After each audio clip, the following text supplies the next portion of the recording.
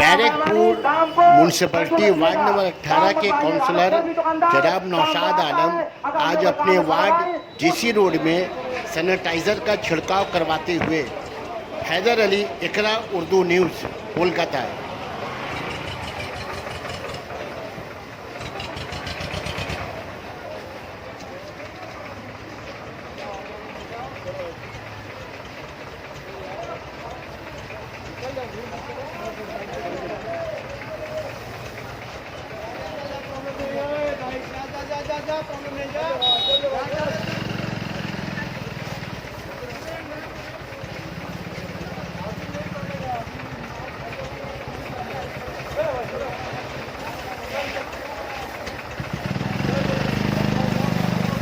माननीय पौर पिता नौशाद आलम महोदय